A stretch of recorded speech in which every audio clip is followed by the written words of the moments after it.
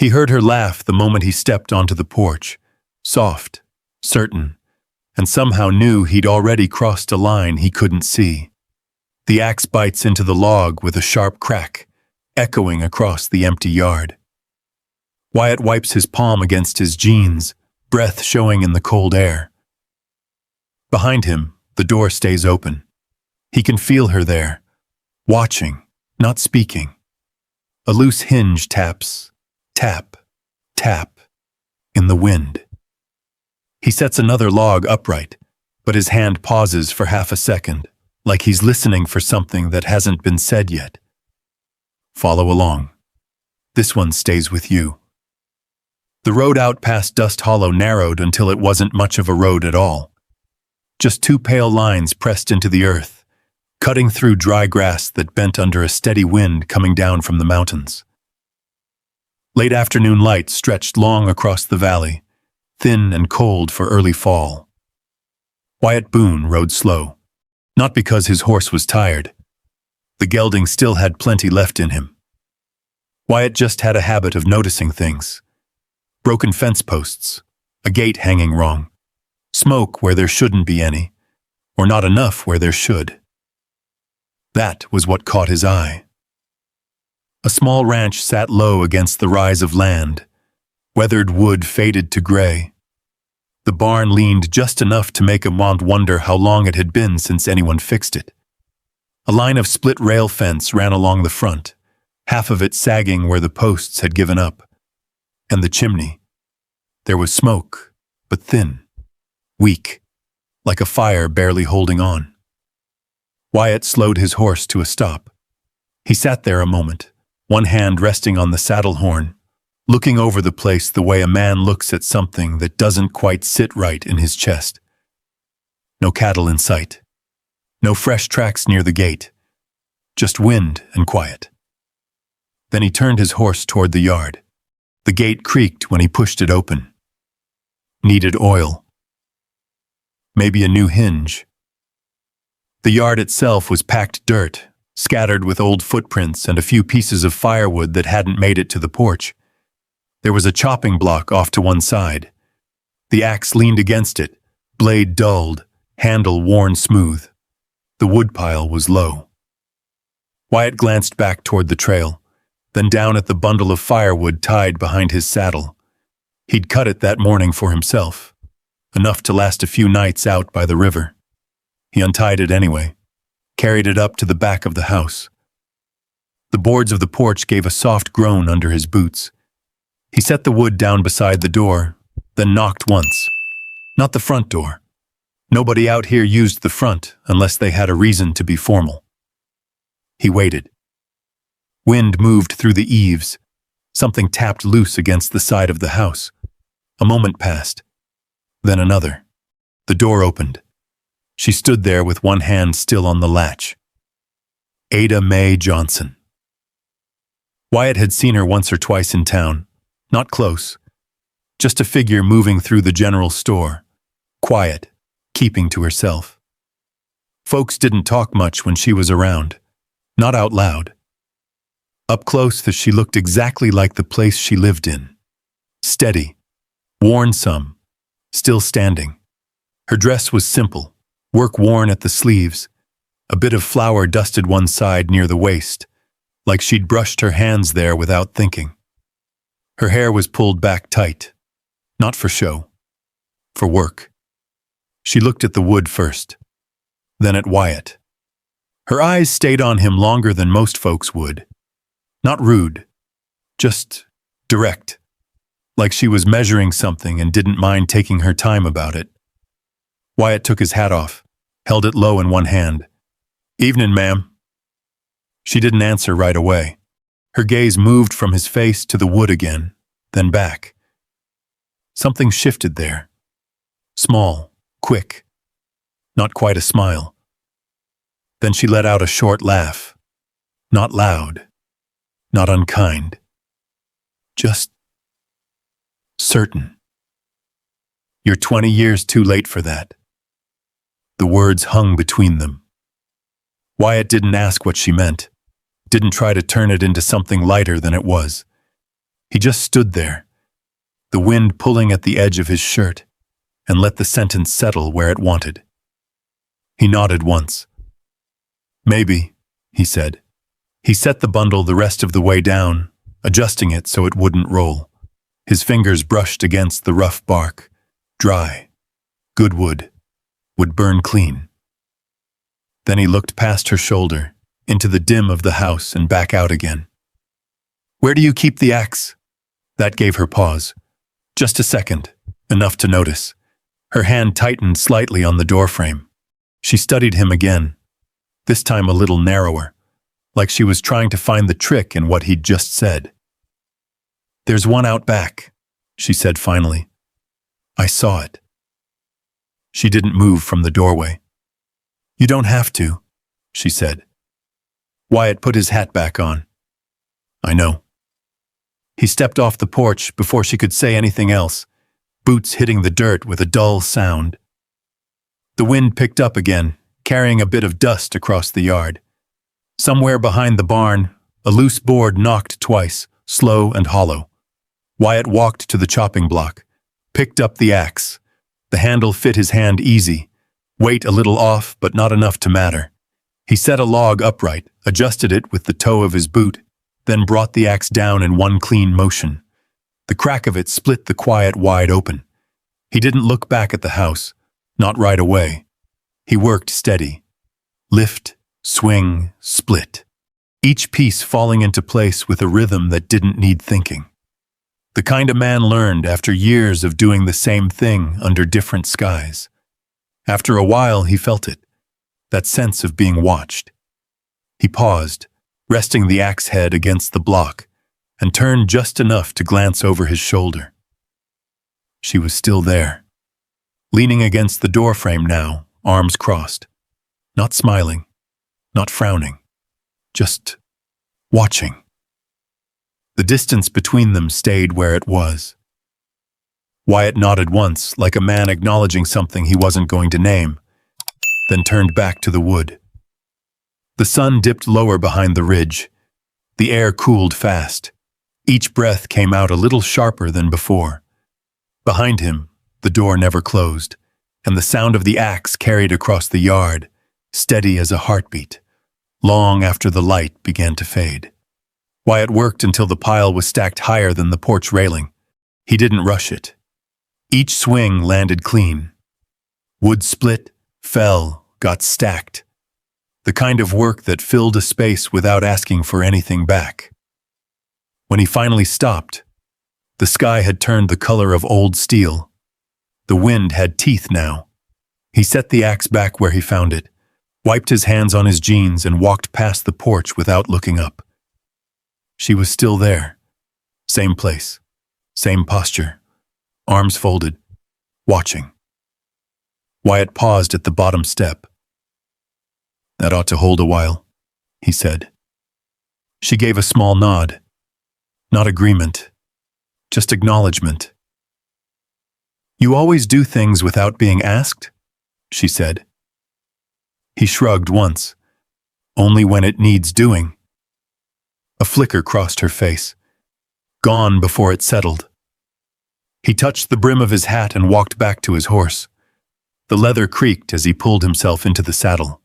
For a moment, he sat there, looking out over the land beyond her house like he might say something else. He didn't. He turned the horse and rode out the way he came. The next morning, the wind came harder. By noon, dust had found its way into every crack in Dust Hollow. It sat on the counter at Delilah Crane's store, on the glass jars of sugar and beans, on the stack of folded receipts near the register. Mrs. Delilah Crane wiped the counter with a cloth that didn't stay clean long. Wyatt stepped in, boots tapping the wood floor, hat low. "Afternoon," he said. She glanced up, eyes sharp in a way that came from years of seeing things before folks said them. "Afternoon, Wyatt Boone," she answered. He picked up a small sack of coffee beans, weighed it in his hand, then set it down. "Got any nails?" he asked. "Back shelf, same place they've always been." He found them without trouble. counted out a handful, dropped them on the counter. The coins followed with a soft clink. Delilah didn't reach for them right away. "That ranch out past the ridge," she said, like she was talking about the weather. "You been riding that way lately?" Wyatt kept his eyes on the nails. "Passed through," he said. "Mm-hmm." That sound again. Quiet. Certain. She gathered the nails into a small paper wrap, folded it neat. Took his coins. "That boy's been riding out there too often," she added, almost to herself. Wyatt slid the nails into his pocket. "Wind's been rough," he said. "Fences don't fix themselves." Delilah handed him the change. Her fingers lingered a second longer than needed. "Neither do stories," she said. Wyatt didn't answer that, just tipped his hat and stepped back into the wind. By the third day, he rode out again. Not fast, not slow, just the same steady pace. The gate still creaked. He pushed it open, closed it behind him this time. The yard looked different.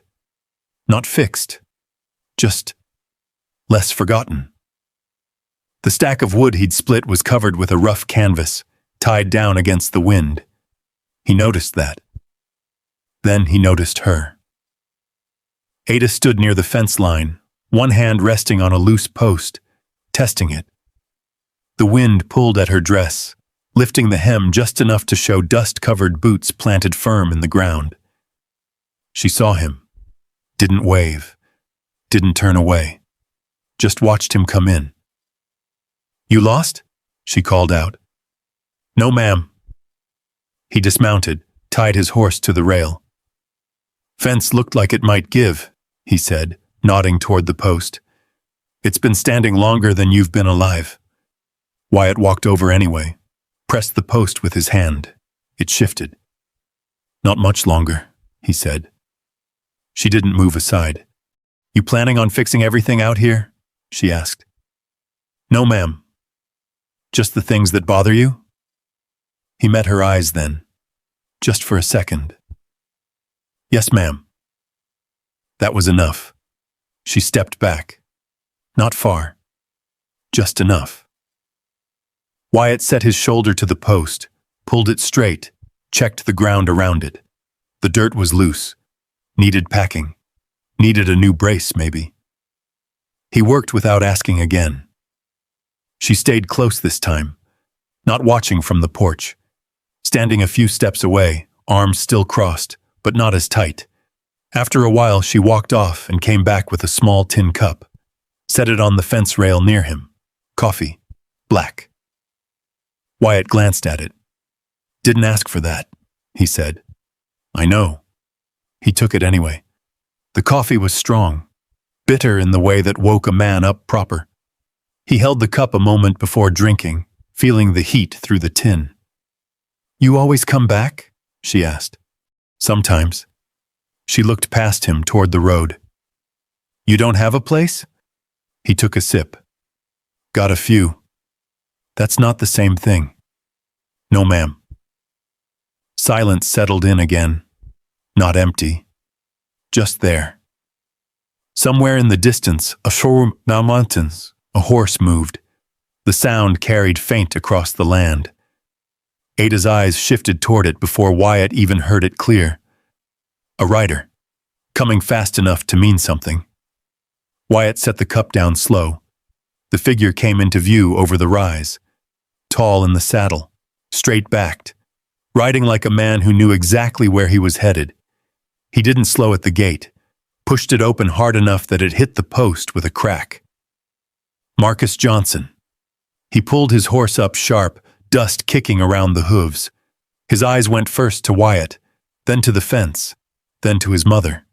No greeting, no smile, just a look that settled and stayed. Wyatt didn't reach for anything. Didn't step back. He just stood there, one hand resting on the fence he'd been fixing, the other hanging loose at his side. Marcus swung down from the saddle. Boots hit the ground heavy. "You fixing fences for everyone," he said, voice low, even. His eyes didn't leave Wyatt. Or just my mother. The wind didn't let up, and no one spoke for a long second. Wyatt kept his hand on the fence post, steady, like he'd been there all along and had no reason to move. Marcus stepped closer. Not fast, just enough to close the distance so a man couldn't pretend he hadn't heard the question. "You fixing fences for everyone?" he repeated, quieter now. "Or just my mother?" Wyatt looked at him straight. "Just helping out," he said. "No edge in it. No apology either." Marcus held his gaze a moment longer. Then his eyes shifted, just once, to the fence, to the packed dirt around the post, to the way it stood straighter than it had before. He gave a small nod. Hard to read. "Fence needed it," he said. "Yes, sir." Another pause. Ada hadn't moved. She stood a few steps off, hands at her sides now, not folded anymore. Her eyes went from one man to the other, then down to the cup still resting on the rail. "Coffee's getting cold," she said. Neither of them reached for it. Marcus turned away first, walked back to his horse, checked the cinch like he hadn't just ridden in hard, gave the strap a pull, then another. "You coming by tonight?" he said over his shoulder. Wyatt blinked once. "Tonight?" "Thursday," Marcus said. "Supper." It didn't sound like an invitation. It didn't sound like anything at all. Wyatt glanced toward the house. Ada was looking at him now. Not warning, not encouraging, just waiting. "I'll come by," Wyatt said. Marcus swung into the saddle. "Sunset," he said, and rode out without another word. The gate hit the post again on the way out. Harder this time. The yard went quiet after him. Wyatt picked up the cup and drank what was left. Cold now. Bitter all the way through. Ada took the cup from his hand when he finished. Their fingers didn't touch. Close enough to notice. "You don't have to go," she said. "I know." He didn't say anything else. Just went back to the fence and set the last brace in place. By the time he rode out, the light had already started to thin. Dust Hollow smelled like wood smoke and stew when he came through at dusk. Marcus's place sat a little closer to town than Ada's. Same land, different feel. The barn stood straight. The fence lines held. A lantern burned near the porch, steady in the gathering dark. Wyatt tied his horse and stepped up. The door was already open. "Come on in," Marcus called from inside. The room was warm, not hot, just enough to take the edge off the cold that had settled into Wyatt's coat. A table sat in the center, worn smooth from years of use. 3 plates, 3 cups. Ada moved between the stove and the table, setting things down without looking at either of them. "Sit," she said. Wyatt took the same chair he'd taken 100 times in other places. Not too close, not too far. Marcus sat across from him. They ate. No prayer. No talk at first. Just the sound of forks against plates. The low crackle of wood in the stove. Wyatt passed the bread when Ada reached for it. She didn't look up when she took it. Marcus noticed. "How's the river?" Marcus said after a while. "Running low," Wyatt answered. "Been that way all summer." "Yes, sir." Ada poured more coffee. The pot tapped the rim of Wyatt's cup just once. A small sound, but it stayed. "You fixed the east post?" Marcus asked. "Yes, sir.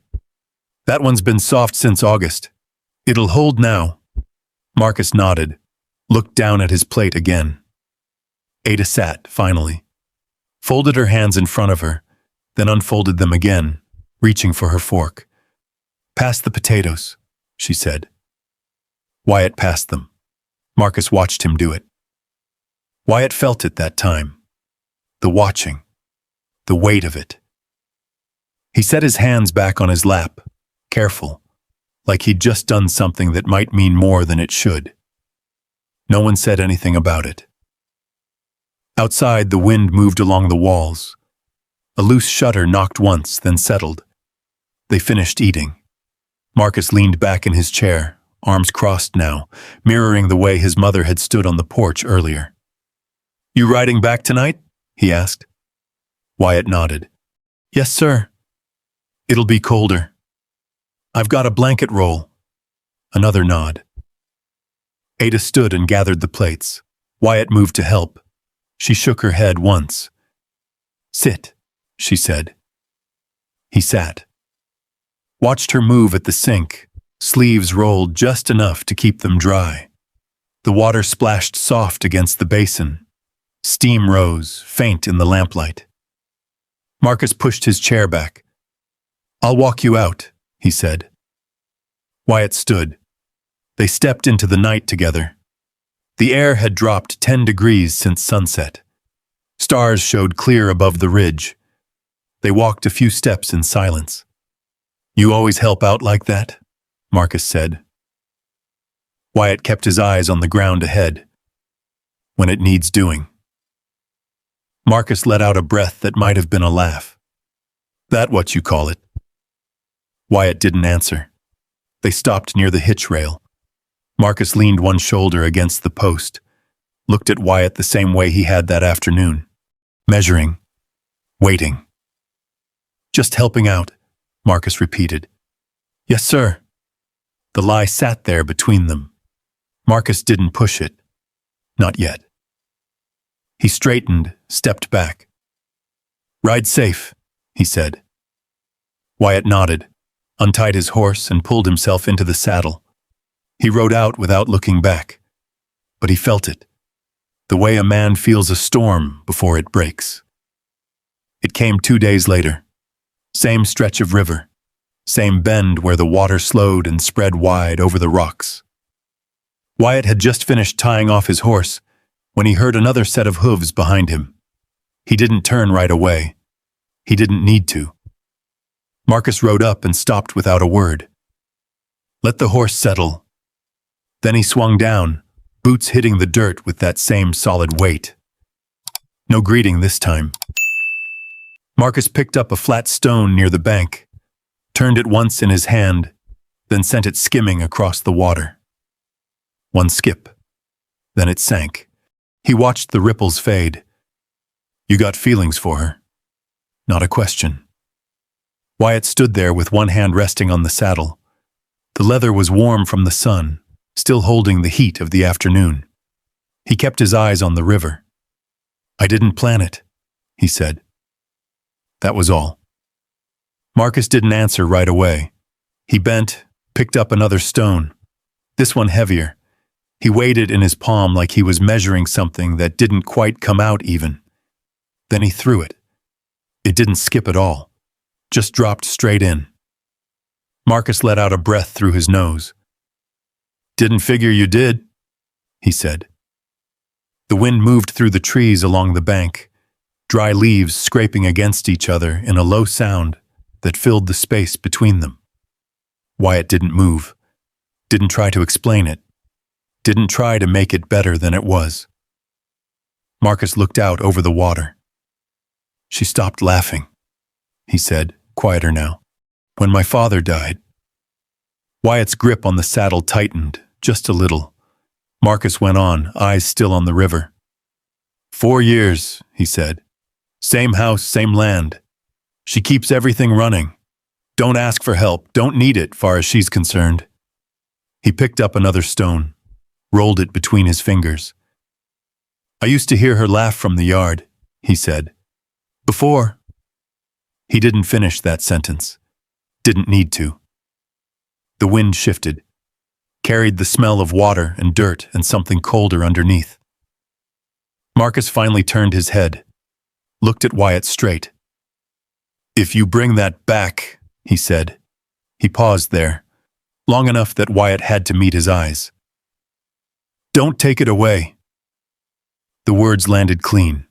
No anger in them, no threat, just something harder to carry. Wyatt nodded once. Yes, sir. Marcus held his gaze another second, then looked away again, back to the river like that was easier. They stood there without speaking. A hawk cut across the sky above them, riding the wind, silent. After a while, Marcus wiped his hands on his jeans like he'd been doing real work. "You coming by again?" he asked. Wyatt hesitated. "Only if it needs doing," he said. Marcus gave a short breath that might have been a laugh. "Everything out there needs doing," he said. He walked back to his horse. This time, he didn't slam the gate when he rode off. Just pushed it open, let it swing, and closed it behind him. Wyatt stayed by the river a while longer, not thinking, not planning, just standing there with the sound of water moving slow over stone. That evening, the light faded early. Out at the ranch, a single lamp burned inside the house. Ada sat by the window. The cup of coffee in her hand had gone cold an hour ago. She hadn't noticed when it happened. Just held it there, fingers wrapped around the tin, like it might still give something back if she waited long enough. The room was quiet. No wind inside. No voices. Just the small sounds a house makes when it settles into night. Her eyes moved to the yard. The fence post stood straight now. The woodpile was stacked high, covered tight against the weather. She watched the gate, not because she expected anyone, just because she knew the way it looked when it moved. Her thumb brushed the rim of the cup. She set it down on the table. Didn't drink it. The lamp flickered once. Outside, the wind eased for the first time in days, and for a moment, the house didn't feel quite as empty as it had before. Spring came slow that year.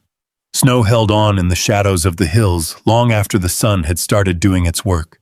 The ground turned soft in patches, then firm again. The kind of season that didn't decide what it wanted to be. Wyatt rode out on a Tuesday. Same road, same gate. This time it opened without that sharp crack. Someone had oiled the hinge. He noticed that. The yard looked different again. Not fixed. Not finished. Just lived in. A broom leaned against the porch. A line of washed cloth moved gently in the lighter wind. Ada stood near the woodpile, lifting a small bundle into her arms. Wyatt stepped in through the gate and crossed the yard without calling out. When he reached her, he took the wood from her hands. No question this time. She didn't hold on to it. He carried it to the porch and set it down beside the stack, adjusted it so it wouldn't slip. Same careful habit. When he turned back, she was watching him. Not from a distance. Close enough now that he could see the fine lines at the corners of her eyes. Not tired. Just lived in. "You always take things without asking now?" she said. "Only when you don't stop me." A small pause. She didn't answer that. They stood there a moment, the mountains stretching quiet behind them. Snow still caught in the higher ridges, sunlight touching the edges just enough to turn them pale gold. Ada rested her hand on the porch rail. "This doesn't make sense," she said. Wyatt leaned back against the post, one boot crossed over the other. "Most things worth staying don't." She let out a breath. Not quite a laugh, not quite anything else. Her eyes moved out over the land, then back to him. "When you're here," she said, slow, like she was placing each word where it belonged, "the house sounds different." Wyatt didn't move. The distance between them was small now. Just a step, maybe less. Wind moved through the yard, softer than before. It lifted a loose strand of her hair, carried it across her cheek, then let it fall back again.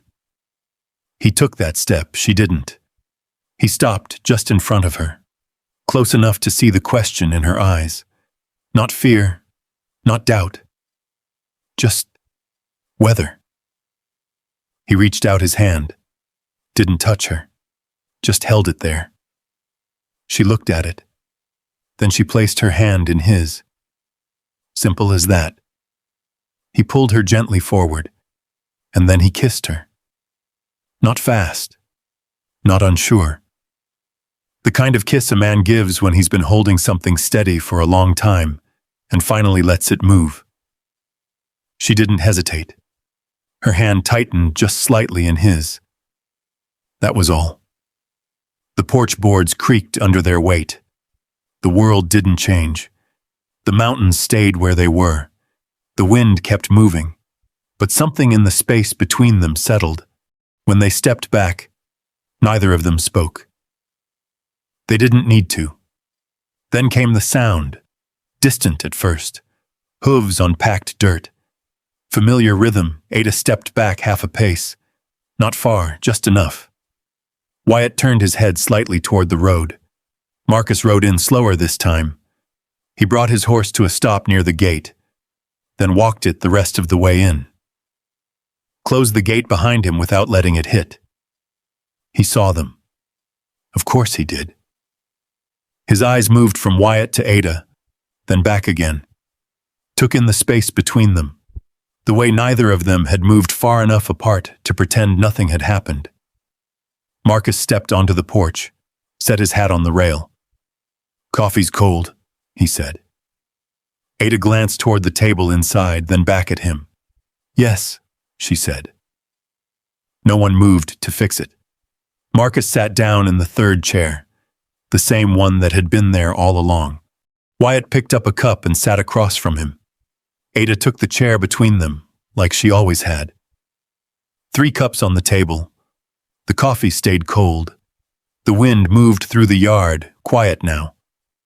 Summer came with heat and long days. By August, the fence lines held.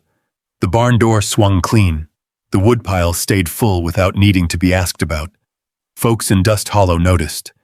They didn't say much, just nodded different when Wyatt rode through town. Delilah Crane stopped making that sound in the back of her throat. In September, they gathered at the ranch. Not many. Just enough. No preacher from far off. Just a man from town who knew the words well enough to say them right. Wyatt stood on the porch. Marcus stood beside him. Ada walked out from the house wearing a blue dress that caught the light like the sky just before evening. Wyatt forgot to breathe.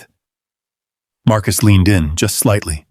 "Breathe," he said under his breath. Wyatt did. They said their vows plain. No extra words. No promises they couldn't keep. When it was done, Marcus took Wyatt's hand, held it longer than needed. "Don't make me regret this," he said. "Yes, sir," Wyatt answered. Marcus let go. That evening, the 3 of them sat on the porch. Same chairs, same view. The mountains turned gold, then dark.